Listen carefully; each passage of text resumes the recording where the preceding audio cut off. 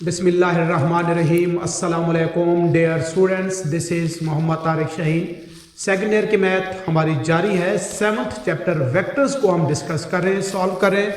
7.4 exercise के question number 8 और 9 हम इस लेक्चर में इंशाल्लाह सॉल्व करेंगे। क्वेश्चन नंबर 8 लॉन्ग के हवाले से मोस्ट इंपॉर्टेंट क्वेश्चन है।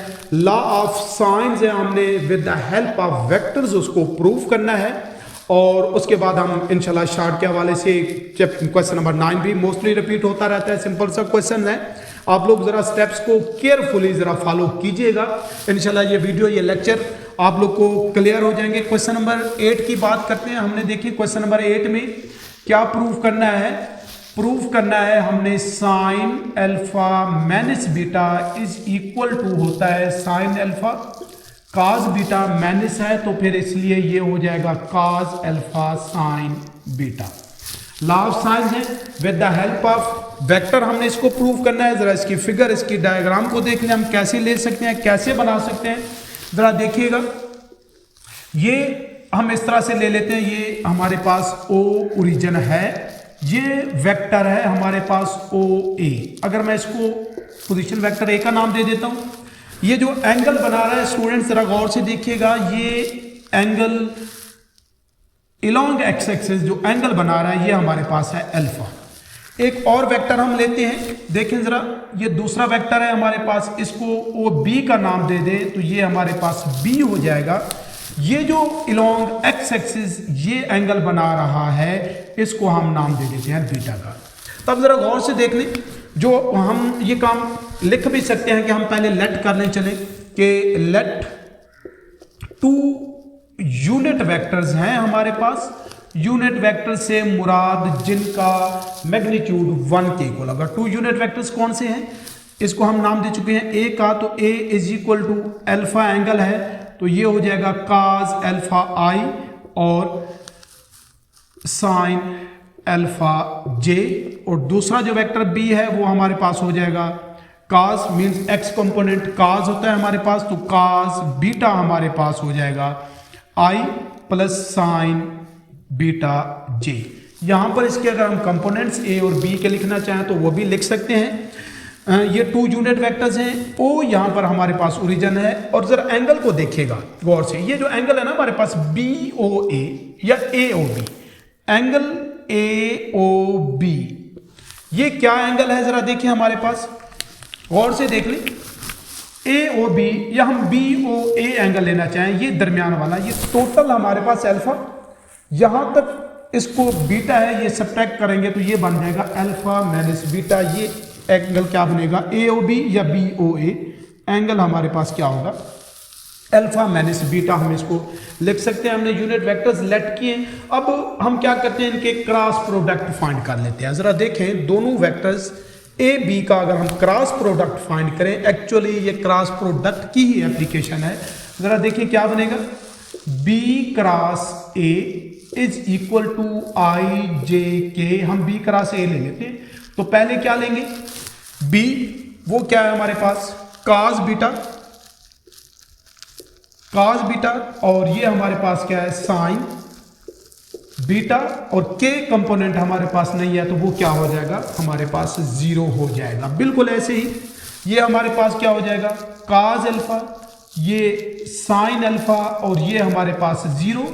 डिटर्मिनेंट हम कैलकुलेट करें तो देखें जरा, B cross A is equal to क्या बनेगा साइन अल्फा काज बीटा, इनको मल्टीप्लाई करेंगे माइनस हमारे पास, पहले सॉरी मैं इसको जरा रेज कर दूं, हम ले रहे आई को ले रहे हैं, तो कौन सी फॉर्म बन जाएगी, जब हम आई लेंगे आई बाहर आ जाएगा हमारे पास, इसको स्किप करेंगे तो ये 0 माइनस 0, ये माइनस हमारे पास जे, जब इसको स्किप कर रहे होंगे तो ये भी 0 माइनस 0, प्लस ये हमारे पास के, जब इसको स्किप करेंगे तो अब हमारे पास होगा ये sign alpha cos beta, minus हमारे पास देख लें काज अल्फा साइन बीटा, ये हमारे पास के हो जाएगा एज अ वेक्टर आ रहा है। और बी क्रॉस ए आप लोग को पता है, हम लिख सकते हैं इसको बी मैग्नीट्यूड ए मैग्नीट्यूड और हमारे पास क्या होता है साइन। अब एंगल चूंकि हमारे पास अल्फा माइनस बीटा और साथ ये यूनिट वेक्टर के भी मौजूद होता है। कहाँ से कैसे ऑलरेडी हम इसको कर चुके हैं कि हमारे पास क्या होता है A cross B is equal to A magnitude and B magnitude is equal to हमारे पास फिर क्या होगा, लिखना चाहें तो ये क्या बनेगा साइन अल्फा माइनस बीटा, जो या फिर एंगल ही लिख लें, अल्फा माइनस बीटा की जरूरत नहीं है। अगर कोई भी मैं जिसकी जनरल फॉर्म बता दूं तो ये हमारे पास क्या होगा थीटा और साथ हमारे पास क्या होता है एन यूनिट वेक्टर। तो बी क्रॉस ए चूंकि हम फाइंड कर रहे हैं तो बी क्रॉस ए के लिए फिर हमारे पास क्या होगा, बी को पहले लिख दिया, ए को इससे वैसे फर्क नहीं पड़ना बिकॉज ये यूनिट वेक्टर्स हम लेट कर चुके हैं। इज इक्वल टू क्या बनेगा जरा देखिए, ये के इनटू ये sign alpha cos beta minus हमारे पास ये काज अल्फा और साइन बीटा। ए और बी यूनिट वेक्टर्स हैं, हम ऑलरेडी बता चुके, तो इनका मैग्नीट्यूड 1 के इक्वल ये हम लिखने की जरूरत नहीं है। तो sine alpha minus beta is equal to के से के बोथ साइड से यूनिट वेक्टर जो इनको पर परपेंडिकुलर है वो कैंसिल हो जाएगा, क्या बचेगा sign alpha cos beta minus काज अल्फा साइन बीटा, जो कि हमारे पास लॉ ऑफ साइंस का with the help of vectors required proof है। बिल्कुल ऐसे ही अगर मैं क्वेश्चन नंबर 9 है स्टूडेंट्स, इधर ही आप लोग को चेक करा दूं, बता दूं कि उसका क्या मतलब है, कौन सी कंक्लूजन हम ड्रा कर सकते हैं। देखिए उसने लिखा हुआ है जो स्टेटमेंट है क्वेश्चन की, कहता है इफ ए डॉट बी, पहले ए क्रॉस बी लिखा हुआ है, क्या कह रहा है ए क्रॉस बी। मैं क्वेश्चन नंबर 9 यहां पर आप लोग को बताना चाह रहा हूं, question number 9 A cross B is equal to 0। तो इसका मतलब क्या है, मीन्स इसका मतलब होगा कि ए और बी क्या है पैरेलल। आल्सो खुद ही वो कह रहा है इनका डॉट प्रोडक्ट भी 0 है। जब डॉट प्रोडक्ट 0 होगा तो इसका क्या मतलब होगा कि ये वेक्टर्स जो हैं दोनों परपेंडिकुलर है, बट ऐसा पॉसिबल नहीं है। इट इज लिख लें, it is not possible that two vectors, कोई से भी दो vectors are perpendicular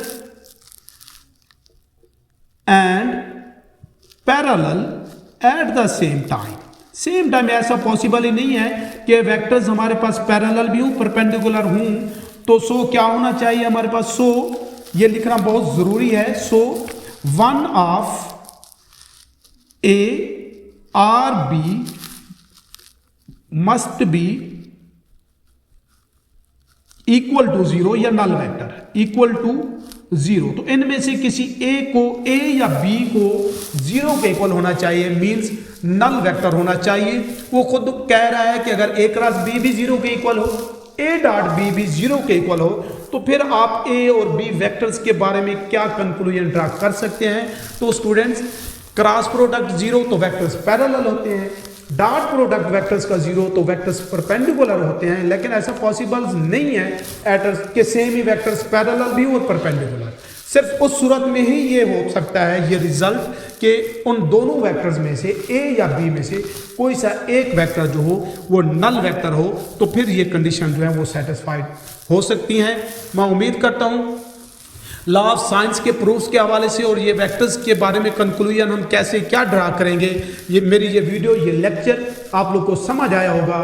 next video के साथ इसी चैनल पे इंशाल्लाह फिर हाजिर होऊंगा, तब तक के लिए अल्लाह हाफिज़।